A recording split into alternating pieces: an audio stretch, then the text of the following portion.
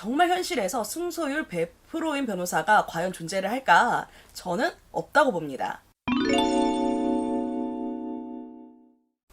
안녕하세요. 옆집 최변 최선의 변호사입니다. 요즘 드라마에 변호사가 주인공인 경우들이 참 많은데요.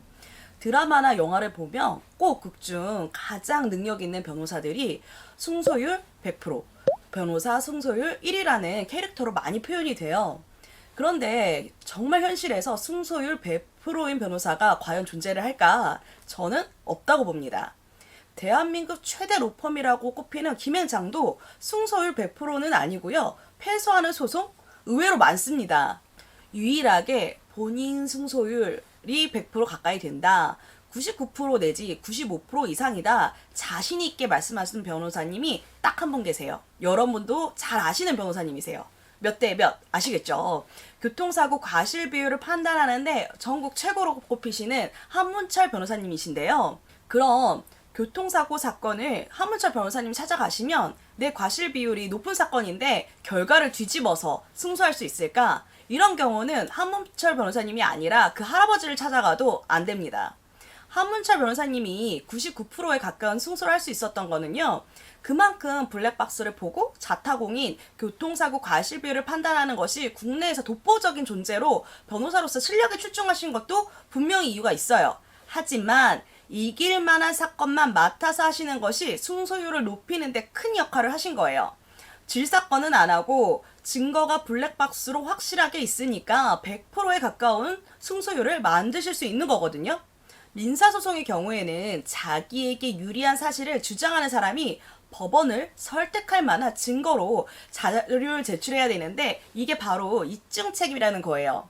민사소송에서 변호사가 승소율 100%가 되려면요. 한문철 변호사님처럼 객관적인 증거가 확실하고 법리적으로도 이길 사건이다. 이런 것만 골라서 하면 100%에 가까운 승소하는 변호사가 될 수 있습니다.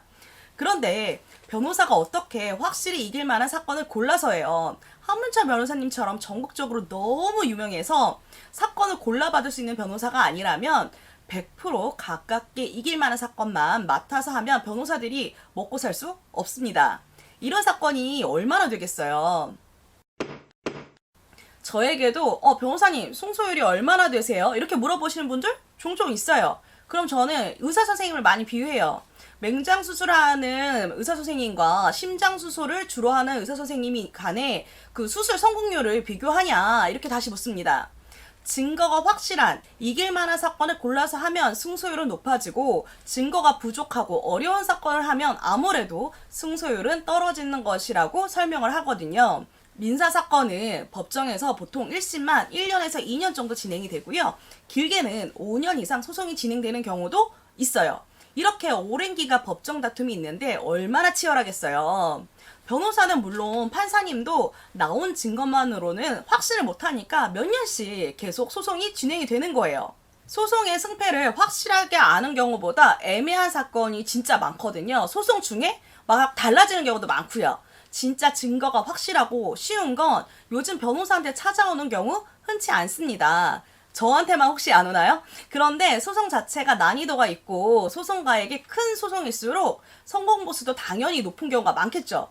이런 소송을 정말 잘하는 변호사가 능력 있는 변호사인 경우가 아무래도 많습니다. 그런데 확률적으로 이런 소송은 승소 확률이 그래도 조금 있어 보여서 진행한다면 50% 내외가 아닐까 생각을 해요. 법조계 누가 보더라도 승소하기 어려운 소송이나 기존의 판례를 바꾸거나 법리적으로 난이도 있는 사건을 잘하는 변호사가 능력 있는 변호사가 아닐까 합니다. 그러면 여러분 전국의 그 승소율 1위인 변호사를 알 수 있을까? 몰라요. 변호사들이요 자체적으로 승소율 계산을 안 해요. 그리고 서열을 매기지도 않아요.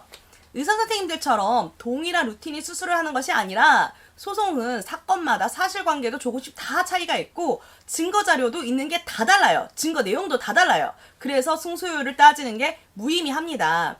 아무리 능력 있는 변호사라도요. 증거 없으면요. 승소 못합니다. 억울해도 개인적으로는 사실을 명확하게 아니까 개인은 억울할 수 있어요. 하지만 객관적인 증거가 없으면 소송에서 지는 겁니다.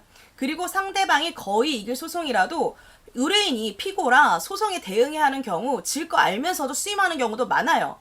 민사소송은 피고가 대응을 안 하면 원고 주장을 모두 인정하는 경우가 많기 때문에 과도한 청구를 막으려면 대응을 해야 되는데 이게 또 일반인이 혼자 대응하는 게 힘들잖아요.